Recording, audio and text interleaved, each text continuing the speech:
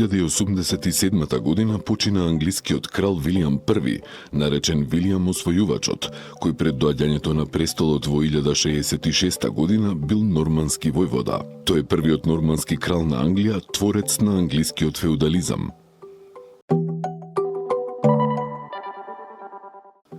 На денешен ден во 1513 година загина шкотскиот крал Џејмс IV во битката против англичаните кај Флудена, каде неговата војска доживеала тежок пораз. На престолот дојде во 1488 година, наследувајќи го својот татко Џејмс III.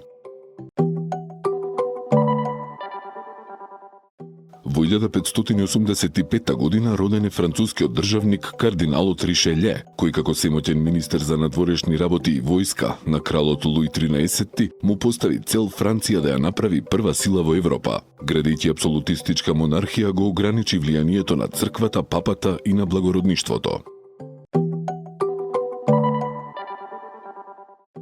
На овој ден во 1828 година во Јасна Пољана е роден Лав Николаевич Толстој, руски писател, ненадминат раскажувач, романописец, драматичар и општествен реформатор. Како аналитичар и просветител се истакнува со делото Војна и мир. Неговите дела и идеологија значително влијаеа врз европската мисла и литература.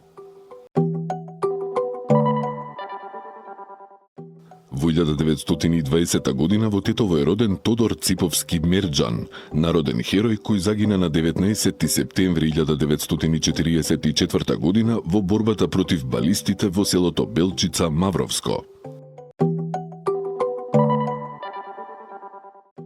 Во 1944 година на денешен ден капитулирала фашистичка Бугарија по пробивот на единиците на Црвената армија и по избувнувањето на народното востание. Овој ден се слави како национален празник на Бугарија.